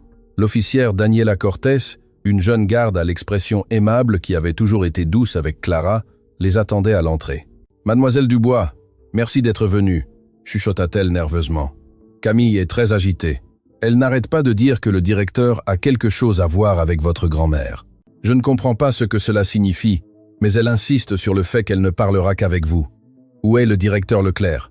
demanda Lenoir d'un ton professionnel. « Dans son bureau, il passe des appels toute la journée. Depuis que l'affaire de Mademoiselle Dubois est devenue virale, il est extrêmement nerveux. » Corté les guida à travers des couloirs que Clara connaissait trop bien. Lorsqu'elles arrivèrent à la cellule 47C, Camille était assise sur sa couchette, serrant ses genoux avec une expression mêlant peur et détermination. Clara se leva d'un bond lorsque la porte s'ouvrit. « Dieu merci, tu es venue. J'ai cru que tu ne le ferais pas après tout ce que tu as traversé ici. »« Endisa, Andalaska. »« Camille, qu'est-ce qui se passe? Qu'as-tu découvert ?» Camille regarda nerveusement les autres personnes présentes. Lenoir montra son identification fédérale. « Tout ce que vous dites ici est protégé. Si vous avez des informations pertinentes, nous devons les entendre. » Camille respira profondément. « Il y a 2 jours, j'étais en train de nettoyer près du bureau du directeur Leclerc. La porte était entr'ouverte, et j'ai entendu une conversation téléphonique. Il parlait de Clara. Il disait des choses comme « La vieille était un problème, et la petite fille ne peut pas savoir ce qu'elle a trouvé. » Le cœur de Clara s'arrêta. « La vieille. Il parlait de ma grand-mère. C'est ce que j'ai pensé au début, mais je n'étais pas sûr. Puis aujourd'hui, après ta libération, il était plus agité. Il a passé un autre appel. Cette fois, j'ai entendu clairement. Il a mentionné le nom Sylvie Dubois et quelque chose à propos de documents qui n'auraient jamais dû arriver entre les mains de sa petite fille. » Le docteur Leroy s'avança. « Camille, a-t-il mentionné les familles Spencer ou les réseaux internationaux ?»« Oui. » Camille hocha vigoureusement la tête. Il a dit que les Spencer étaient stupides de garder ces papiers, qu'ils auraient dû les détruire quand ils en ont eu l'occasion. Si un Vinavsi, 4-7, Go. Go, friend. Lenoir sortit son téléphone et commença à passer des appels urgents. Sophie s'assit, son esprit travaillant à toute vitesse, traitant les implications légales. Mais Clara ne pouvait ressentir qu'une seule chose, de la rage. La rage que sa grand-mère ait été mise en danger. La rage que sa mort n'ait être pas été naturelle. La rage que même maintenant, des années plus tard, les ombres du passé continuaient de les hanter. « J'ai besoin de lui parler », dit-elle d'une voix dangereusement calme. « J'ai besoin de parler à Leclerc maintenant. »« Clara, ce n'est pas prudent, » avertit Sophie. « Je me fiche de la prudence. » Clara se tourna vers Lenoir. « Vous êtes agent fédéral, vous pouvez rendre cela officiel. J'ai besoin de réponses sur ma grand-mère. » Lenoir réfléchit un instant, puis il hocha la tête. « Je vais poser des questions, mais vous venez avec moi, et si cela devient dangereux, nous sortons. » Le bureau du directeur Auguste Leclerc était au 3e étage. C'était un homme de forte corpulence, aux cheveux clairsemés, et ce genre de nervosité que seule la culpabilité peut générer. Lorsque Lenoir entra, montrant son identification fédérale, la couleur s'échappa de son visage. « Agent, en quoi puis-je vous aider ?» Sa voix tremblait légèrement. « Directeur Leclerc, j'ai quelques questions sur Sylvie Dubois. » Le directeur cligna des yeux à plusieurs reprises. « Sylvie Dubois? Je ne connais personne de ce nom. » Menteur. Clara entra dans le bureau, ignorant la tentative de Lenoir de l'arrêter. « Ma grand-mère a travaillé au nettoyage de ce centre pendant sa dernière année de vie. Vous la connaissiez et apparemment, vous saviez aussi ce qu'elle avait découvert. Leclerc se leva brusquement. « Mademoiselle, je ne sais pas de quoi vous parlez. Alors, laissez-moi vous rafraîchir la mémoire. » Lenoir sortit son enregistreur. « J'ai des témoins qui vous ont entendu parler de la vieille et de documents. Voulez-vous m'expliquer cela ?» Le directeur commença à transpirer visiblement. Ses yeux volaient entre Lenoir, Clara et la porte, comme un animal piégé cherchant à s'échapper. « Je travaillais juste ici. Je ne savais rien de ce qu'elle faisait à l'extérieur. Mais vous saviez quelque chose. » Clara se pencha sur le bureau. « Ma grand-mère est morte il y a 2 ans. Sa mort a été soudaine, commode, juste avant qu'elle ne puisse témoigner de ce qu'elle avait découvert. « Je n'ai rien eu à voir avec sa mort, » cria Leclerc, perdant son sang-froid. « C'était son cœur. Les médecins l'ont dit. »« Alors, vous la connaissiez ?» observa froidement Lenoir. « Il y a un instant, vous avez dit que vous ne connaissiez personne de ce nom. » Leclerc se laissa tomber sur sa chaise. Vaincu. « D'accord. J'ai connu Sylvie. Elle a travaillé ici au nettoyage pendant des mois. C'était une bonne femme, silencieuse. Mais un jour, elle est venue me voir avec une information. Une information dangereuse. Quelle information ? Clara sentit des larmes menacées de couler, mais elle les retint avec force de volonté. Elle a dit que pendant qu'elle travaillait pour les familles diplomatiques, elle avait vu des choses. Des documents sur des personnes déplacées illégalement, des familles utilisées comme couverture pour des opérations criminelles. Elle m'a montré des copies. Elle m'a demandé de l'aider à le signaler aux autorités compétentes. Et vous l'avez fait ? Leclerc baissa les yeux, incapable de regarder Clara dans les yeux. Je lui ai dit que je le ferais, mais j'avais peur. Les personnes impliquées étaient puissantes, elles avaient des connexions, elles avaient de l'argent. Alors j'ai signalé ses intentions à quelqu'un d'autre. Le silence qui tomba dans le bureau fut plus lourd que toute accusation verbale. Vous l'avez trahi. Clara murmura les mots à peine audibles. Ma grand-mère vous a fait confiance et vous l'avez vendue. Je ne savais pas ce qu'ils allaient faire. Leclerc pleurait ouvertement maintenant. Ils m'ont seulement dit qu'ils la garderaient sous surveillance, qu'ils s'assureraient qu'elle ne cause pas de problème. Je n'ai jamais pensé qu'ils la tueraient, termina Clara la phrase. Je ne sais pas s'ils l'ont fait. Leclerc sanglotait ouvertement maintenant. Sa mort était naturelle selon tous les rapports, mais je me suis toujours demandé, j'ai toujours vécu avec ce doute. Lenoir était déjà au téléphone, demandant des équipes légistes, des mandats d'arrêt, des enquêtes complètes, mais Clara pouvait à peine entendre quoi que ce soit au-delà du rugissement du sang dans ses oreilles. Le docteur Leroy posa une main douce sur son épaule. « Clara, il y a autre chose que vous devez savoir. Quelque chose que votre grand-mère m'a donné avant de mourir. » De sa mallette, il sortit une petite enveloppe usée par le temps. « Elle m'a demandé de vous la donner lorsque vous seriez prête. Je crois que c'est le moment. » D'une main tremblante, Clara ouvrit l'enveloppe. À l'intérieur, il y avait une lettre écrite de la main de sa grand-mère, la même écriture qu'elle avait vue dans les livres de cuisine, dans les notes de course, dans les messages d'amour maternel. « Ma chère Clara, » commençait-elle, « si tu lis ceci, cela signifie que je ne suis plus avec toi. Cela signifie que le docteur Leroy a tenu sa promesse. Et cela signifie que tu es enfin assez forte pour connaître toute la vérité. Pendant toute ta vie, je t'ai enseigné les langues, je t'ai enseigné que les mots ont du pouvoir, que la communication construit des ponts, que comprendre les autres, c'est comprendre le monde. Mais je ne t'ai jamais dit pourquoi il était si important pour moi que tu apprennes. Quand j'étais jeune, j'ai été témoin d'injustices que je ne pouvais pas arrêter. J'ai vu des gens être exploités, des familles être séparées, des innocents être blessés. Et je ne pouvais rien faire parce que je n'avais pas de pouvoir, je n'avais pas de voix, je n'avais aucun moyen d'être entendu. Mais toi, mon amour, tu as quelque chose que je n'ai jamais eu. Tu as le don des langues, tu peux parler pour ceux qui n'ont pas de voix. Tu peux traduire non seulement des mots, mais des injustices en justice, le silence en vérité. Les documents que j'ai laissés à Genève ne sont pas seulement la preuve de crime, ce sont les voix de personnes qui ont besoin d'être entendues, et tu es la seule qui puisse leur donner cette voix. Je sais que le chemin sera difficile. Je sais qu'il y aura des gens qui essaieront de te faire taire comme ils ont essayé de me faire taire. Mais je sais aussi que tu es plus forte que je ne l'ai jamais été. Parce que tu n'as pas seulement la connaissance, tu as le courage. Ne pleure pas pour moi, ma petite. Si mon cœur s'arrête avant que je ne puisse voir ton triomphe, je saurai que c'était parce qu'il a tout donné pour te préparer. Et c'est suffisant. Chaque langue que je t'ai enseignée, chaque histoire que j'ai partagée, chaque moment que nous avons passé ensemble te préparait pour ce moment, pour le moment où le monde t'écouterait enfin. Maintenant, va à Genève, ouvre cette boîte, raconte ces histoires, donne une voix aux silencieux, et quand tu le feras, tu sauras que ta grand-mère est fière, Non pas parce que tu parles 11 langues ou 20, mais parce que tu as choisi d'utiliser ton don pour quelque chose de plus grand que toi. Je t'aime, ma fille, je t'ai toujours aimée.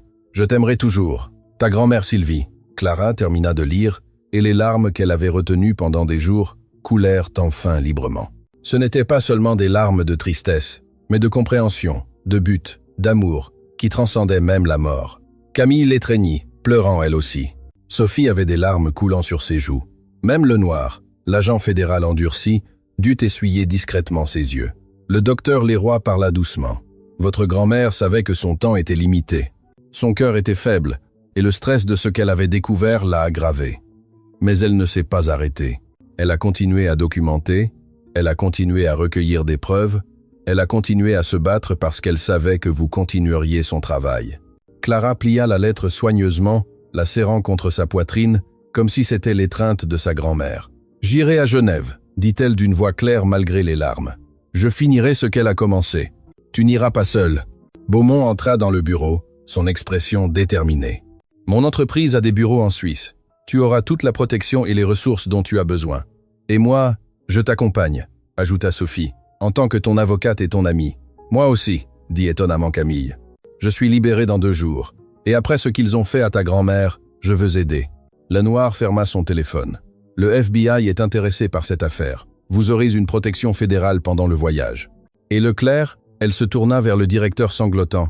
« Vous êtes en état d'arrestation pour obstruction à la justice et conspiration. » Tandis que Leclerc était escorté hors de son bureau menotté, Clara sentit quelque chose changer en elle. Elle n'était plus seulement une jeune femme essayant de prouver sa valeur. Elle était l'héritière d'un héritage de courage et de justice. Sa grand-mère avait planté des graines d'espoir sous forme de langue. Maintenant, ces graines avaient poussé en quelque chose de plus puissant. Une voix qui ne pouvait pas être réduite au silence. À ce moment, le téléphone de Beaumont sonna.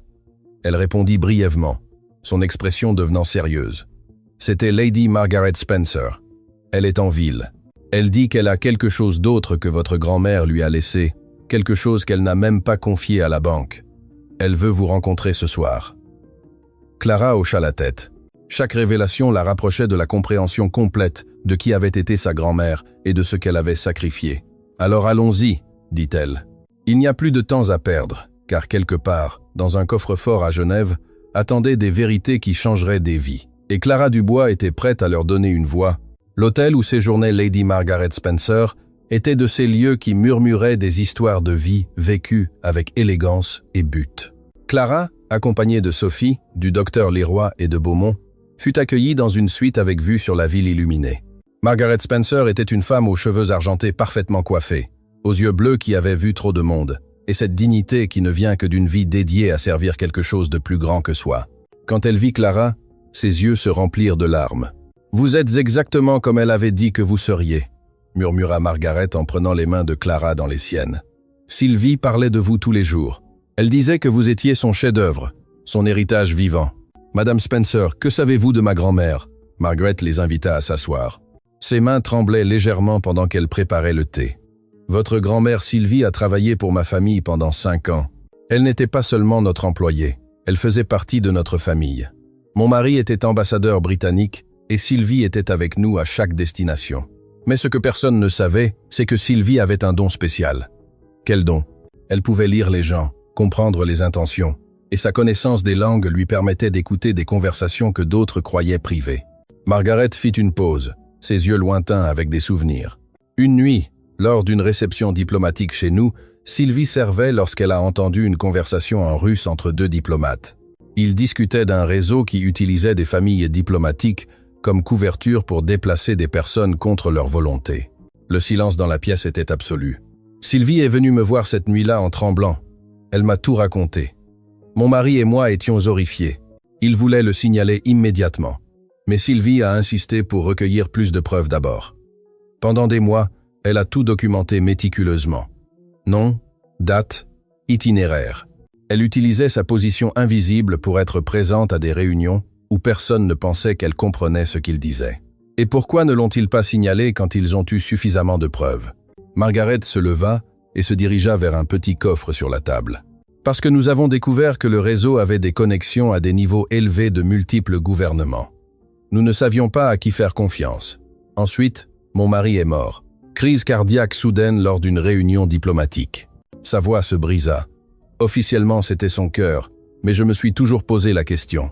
Juste avant de mourir, il avait dit qu'il était prêt à tout révéler, quelles qu'en soient les conséquences. Sylvie avait peur après ça, continua Margaret. Peur que la même chose lui arrive, mais pas peur pour elle, mais peur de te laisser seule, Clara. Alors elle m'a donné ceci. Elle ouvrit le coffre. Et elle m'a fait promettre de ne te le remettre que lorsque tu serais assez forte, lorsque le monde serait prêt à t'écouter. Du coffre, elle sortit un petit disque dur externe et une enveloppe épaisse. Voici tout. Des enregistrements audio de réunions diplomatiques où ces opérations ont été discutées, des photographies, des documents originaux et, le plus important, des témoignages de victimes que Sylvie a rencontrées et aidées en secret pendant des années. Clara prit le disque d'une main tremblante. Il était petit, mais contenait le poids de vies entières. « Y a-t-il autre chose ?» ajouta doucement Margaret. « La boîte à Genève contient les preuves documentaires.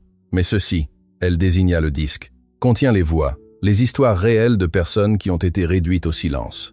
Sylvie les a enregistrées avec leur permission dans leur propre langue.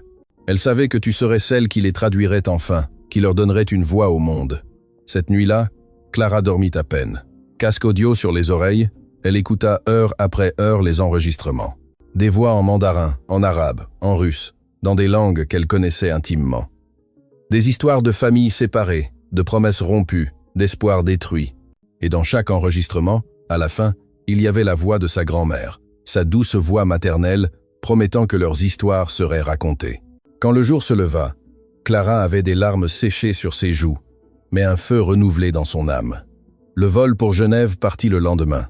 Clara voyagea avec Sophie, Camille, qui avait été libérée comme promis, Beaumont, et une escorte de sécurité coordonnée par l'agent Lenoir.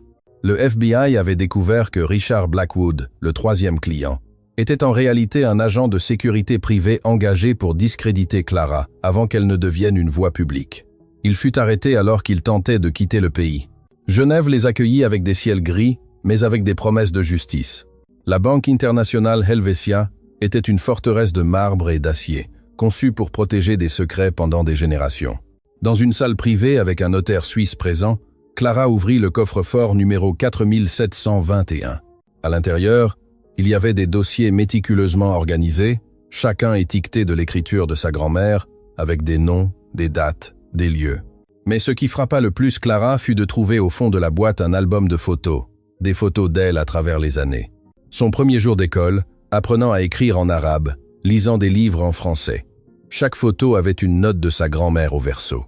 La dernière photo était de Clara à 16 ans, souriante, tenant un certificat d'un cours de traduction en ligne. La note disait « Le jour où j'ai su que tu étais prête, il ne manquait plus qu'à ce que le monde le soit aussi. » Clara serra l'album contre sa poitrine en sanglotant.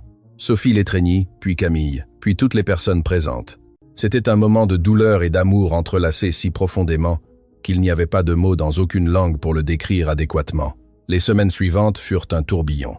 Clara, avec l'aide de Sophie et d'une équipe juridique internationale, présenta toutes les preuves à la Cour internationale de justice. L'affaire provoqua un tremblement de terre dans les cercles diplomatiques. 3 réseaux internationaux furent démantelés. 17 fonctionnaires corrompus furent arrêtés dans 6 pays différents. Mais le plus important que les arrestations fut ce que Clara fit avec les enregistrements. Elle créa un documentaire intitulé « Voix du silence ». Dans celui-ci, elle traduisit personnellement chaque témoignage, donnant une voix à ceux qui avaient été réduits au silence. Elle ne traduisit pas seulement des mots, mais elle captura des émotions, des contextes culturels, l'humanité essentielle de chaque histoire. Le documentaire devint viral à l'échelle mondiale. Plus de 100 millions de vues la première semaine. Les gouvernements furent obligés de répondre. Les politiques changèrent. Des vies furent sauvées.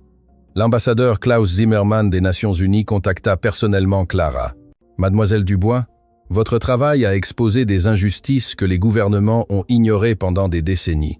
Au nom des Nations Unies, j'aimerais vous offrir un poste de traductrice spéciale des droits de l'homme. Votre travail serait de donner une voix aux personnes que le monde a besoin d'entendre. » Clara accepta, mais à une condition, que le poste comprenne un programme pour identifier et former d'autres jeunes talents sans accréditation formelle. Le vrai talent, argumenta-t-elle, ne devrait pas avoir besoin de validation institutionnelle pour être reconnu. Sa proposition fut acceptée à l'unanimité. 6 mois plus tard, Clara se tenait dans le même tribunal où elle avait été humiliée. Mais cette fois, elle n'était pas l'accusée, mais la conférencière invitée à une conférence internationale sur la justice linguistique. Le juge Antoine Moreau était présent dans l'audience. Il avait pris une retraite anticipée après que sa gestion de l'affaire de Clara ait généré des enquêtes sur d'autres cas où il aurait pu permettre à des préjugés d'affecter son jugement. À la fin de son discours, Moreau s'approcha d'elle. « Mademoiselle Dubois », sa voix était humble, si différente de l'homme arrogant qu'il avait été. « Aucune excuse n'est suffisante pour la façon dont je vous ai traité. Mais je veux que vous sachiez que votre affaire a changé ma vie. Elle m'a obligé à faire face à des préjugés que je ne savais même pas avoir. Je travaille maintenant avec le système judiciaire pour mettre en œuvre des réformes qui empêcheront d'autres juges de commettre les mêmes erreurs que moi. »« Juge Moreau, » répondit Clara, « le pardon n'efface pas le mal, mais il ouvre des chemins vers quelque chose de meilleur. Votre reconnaissance signifie plus que vos excuses, car elle prouve que les gens peuvent changer, apprendre, grandir. » Ils se serrèrent la main, et dans ce geste, il y avait de la guérison, non seulement pour eux, mais comme un symbole de ce que le système judiciaire pourrait devenir. Camille avait reconstruit sa vie avec l'aide de Beaumont. Elle travaillait maintenant à coordonner des programmes de réhabilitation pour les personnes injustement incarcérées. « Tu m'as donné de l'espoir quand je n'en avais pas », lui dit-elle à Clara. « Maintenant, je veux donner ce même espoir aux autres. » Sophie Lemaire reçut une reconnaissance nationale en tant qu'avocate commise d'office de l'année, mais ce dont elle était le plus fière, ce n'était pas les prix, mais les lettres qu'elle recevait de clients reconnaissants, inspirés par sa défense passionnée de Clara. Le professeur Girard démissionna de son poste après qu'une enquête universitaire ait confirmé de multiples cas de plagiat. Sa chute servit d'avertissement à d'autres universitaires sur l'importance de l'intégrité. Pierre Martin, l'ingénieur qui avait eu le courage de se confesser le premier, créa une fondation dédiée à soutenir les talents non conventionnels. « Clara m'a appris que l'honneur valait plus que l'argent ou la position », expliqua-t-il dans une interview. Sarah, la jeune fille du centre de détention qui avait risqué son travail pour aider Clara, reçut une bourse complète pour étudier le travail social, parrainée par le programme que Clara avait établi. Un an après le jour où Clara avait été arrêtée, elle se tenait devant le cimetière où sa grand-mère était enterrée. Elle avait voyagé depuis Genève spécifiquement pour ce moment. Elle plaça des fleurs fraîches sur la tombe et s'agenouilla. « Grand-mère », parla-t-elle doucement, « j'ai terminé ce que tu as commencé. Les voix que tu as aidé à protéger sont maintenant entendues par le monde entier. Les réseaux que tu as documentés ont été démantelés. Les personnes qui ont essayé de nous faire taire ont échoué. » Une douce brise agita les feuilles des arbres voisins, comme si la nature elle-même écoutait. « Mais plus que cela, grand-mère, j'ai enfin compris pourquoi tu m'as enseigné toutes ces langues. Ce n'était pas seulement une question de mots. C'était une question d'empathie, de connexion, de comprendre que chaque personne, quelle que soit sa langue ou son origine, a une histoire qui mérite d'être entendue. Clara sortit l'album de photos de son sac, celui qu'elle avait trouvé dans le coffre-fort. Elle l'ouvrit à la dernière page où elle avait collé une nouvelle photo. C'était elle, debout devant les Nations Unies, entourée de personnes de tous les coins du monde, des personnes dont elle avait traduit les histoires, dont elle avait amplifié les voix. « Regarde, grand-mère, c'est ce que nous avons construit ensemble. Ton sacrifice n'a pas été vain. Ton héritage vit dans chaque personne qui a maintenant une voix grâce à ce que tu m'as appris. » Tandis que le soleil se couchait, Clara resta là, ressentant une paix qu'elle n'avait pas ressentie depuis des années. Sa grand-mère avait semé des graines d'espoir sous forme de langue. Ces graines avaient poussé dans un jardin de justice qui continuerait à fleurir longtemps après qu'elles se soient toutes deux parties. Le lendemain, Clara donna son premier cours dans le programme qu'elle avait créé. 30 jeunes d'origines diverses, tous avec des talents extraordinaires, mais sans accréditation formelle, la regardaient avec espoir et admiration. « Ma grand-mère avait l'habitude de me dire, commença Clara, que le talent n'a pas besoin de certificat pour être réel. Il a juste besoin d'opportunités pour briller.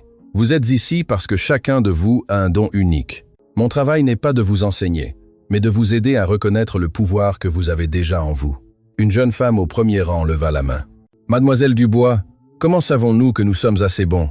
Clara sourit, se souvenant d'avoir elle-même posé cette question. « Pourquoi êtes-vous ici ? Parce que vous avez osé essayer quand le monde vous a dit que vous ne pouviez pas. » Cette détermination, ce courage, est plus précieux que n'importe quel diplôme universitaire. Des mois se transformèrent en années. Le programme de Clara grandit, s'étendant à 20 pays. Des milliers de jeunes talents trouvèrent des opportunités qu'ils n'auraient jamais eues autrement. Certains devinrent traducteurs, d'autres médiateurs culturels, d'autres activistes des droits de l'homme. Mais tous partageaient quelque chose en commun. La conviction que le vrai talent transcende les accréditations et que chaque voix, aussi réduite au silence qu'elle ait pu être, mérite d'être entendue. Lors d'une cérémonie spéciale aux Nations Unies, Clara reçut le prix international des droits de l'homme. Tandis qu'elle tenait la reconnaissance, elle pensa à toutes les personnes qui avaient rendu ce moment possible. Sa grand-mère, qui avait tout sacrifié. Camille, qui avait cru en elle quand elle était au plus bas. Sophie, qui s'était battue pour elle contre toute attente. Martin, qui avait trouvé le courage de dire la vérité. Dans son discours d'acceptation, Clara ne parla pas de ses réalisations. Elle parla de sa grand-mère. Sylvie Dubois n'a jamais eu de diplôme universitaire, n'a jamais reçu de reconnaissance officielle pour son travail. Mais elle a compris quelque chose que le monde commence à peine à apprendre, que la valeur d'une personne ne se mesure pas en certificat, mais en caractère, non pas en accréditation, mais en courage. Sa voix se brisa légèrement d'émotion. Ce prix n'est pas le mien, il est le sien. Il est à chaque personne qui a déjà été sous-estimée, ignorée, réduite au silence. C'est un rappel que le talent extraordinaire peut venir de lieux ordinaires, et que parfois, les personnes les plus puissantes sont celles que le monde n'a jamais remarquées. L'ovation qui s'ensuivit dura 5 minutes complètes. Des personnes du monde entier connectées virtuellement applaudissaient non seulement Clara, mais toutes les Sylvie du monde. Toutes les grand-mères, mères, travailleuses invisibles qui avaient planté des graines d'espoir sans savoir si elles fleuriraient un jour. Cette nuit-là, Clara était dans son appartement à Genève, regardant la ville illuminée. Son téléphone sonna. C'était un numéro inconnu. « Mademoiselle Dubois, je suis Marie. J'ai 16 ans et je vis dans un petit village au Guatemala. J'ai vu votre documentaire. Je parle 5 langues, que j'ai apprises des touristes qui visitaient mon village. Tout le monde me dit que c'est impossible que ce soit vrai sans éducation formelle.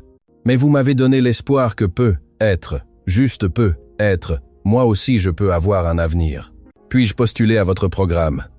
Clara sourit, les larmes aux yeux. « Bien sûr que tu peux, Marie. Raconte-moi ton histoire. » Et tandis qu'elle écoutait l'histoire de Marie, Clara comprit que c'était le véritable héritage de sa grand-mère. Non pas les réseaux démantelés ou les prix reçus, mais chaque vie individuelle touchée, chaque talent reconnu, chaque voix enfin entendue. Le cycle continuait, l'espoir se multipliait, et quelque part, Clara en était sûre, sa grand-mère Sylvie souriait. Parce qu'à la fin, ce n'était jamais une histoire de langue ou d'injustice ou de procès. C'était une histoire d'amour. L'amour d'une grand-mère qui a préparé sa petite fille à changer le monde. L'amour qui a transcendé la mort, le temps et les circonstances. Et cet amour, traduit en 12 langues et 1000 actes de courage, avait illuminé le monde.